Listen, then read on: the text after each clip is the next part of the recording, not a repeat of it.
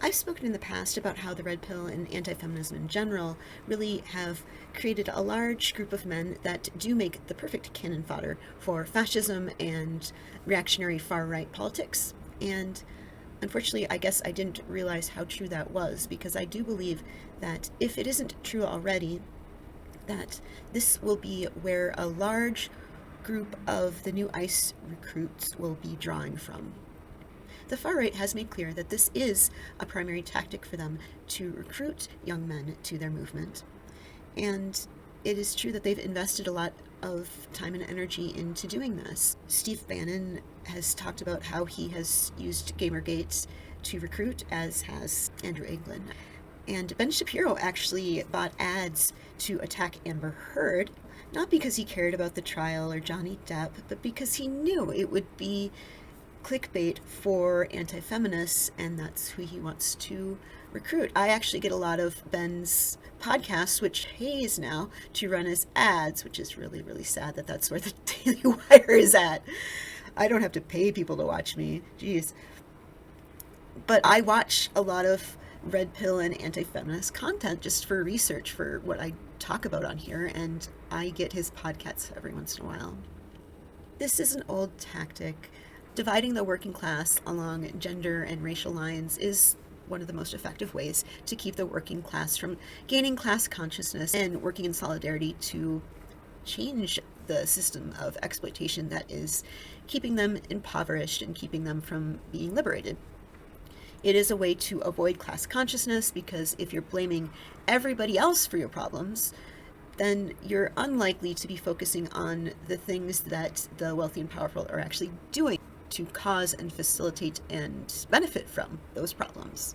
They don't need to make everybody a fascist. They just need to make sure that enough people aren't questioning the status quo, or enough people aren't holding the wealthy and powerful accountable for their actions. Red pill men aren't just prime recruits for ICE because of the ideology that they have, but they also are very isolated, and there are a lot of reasons for this. First of all, they have this ideology that is, quite frankly, conspiratorial. They have to believe that they are aggrieved because women will not have sex with them, and that women secretly actually have all the power because of basically their claims of being oppressed all boil down to women being able to say no to sex and relationships with them, which they believe they are entitled to. Many of them are so isolated because their views are not only so unpopular, but also to hold them, you do have to isolate yourself, because most of them are easily refuted by plainly evident facts, like the fact that most men in the US, most adults, are in long-term relationships, and the fact that men do have the majority of wealth and political power. For men who don't have a lot to offer in a relationship, obviously that is very threatening and scary, and they would like to go back to a time when they could force women to be with them.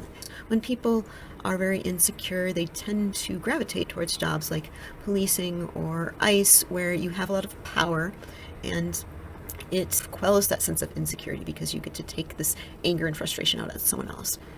Being an ICE agent gives them a lot of power over women. You can see how these very isolated men who are very angry, who generally don't have a lot going for them in their life, especially regarding their economic situation and their job prospects, would be easily recruited by ICE, especially if ICE is giving them huge cash bonuses.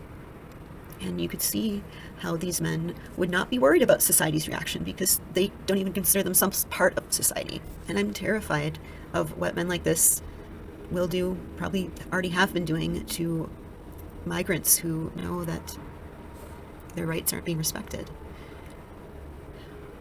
I just want to make one last point, and that is that this is not the fault of too much woke. This idea that the rural working poor are just too ignorant and backward to accept trans rights and gay rights and women's equality is absurd. And to think that the coastal elites are so much more enlightened than the working class is simply wrong. But the working class is sick of a party that talks about all these issues but does nothing for actual working people. They're not going to get away with that hypocrisy. As long as they sell out to their corporate donors, they're going to lose support. And there's going to be backlash because they see that the Democrats care about things like gay marriage, but they don't care about the minimum wage. And that's going to cause a lot of resentment. And that is not something that's going to work in our favor. We need a united working class that understands that all these issues are one, that we need to eliminate all forms of oppression because capitalists benefit from dividing the working class along these lines. So anyone that claims that socialist feminism is the problem because working people are just too backwards to accept equality and are only going to care about the issues that affect them and can't be motivated to be part of a movement that is for a greater push for equality, I don't know how you could be a socialist and believe that. Because how could you have workers of the world unite when we're divided along all these lines and only care about class issues?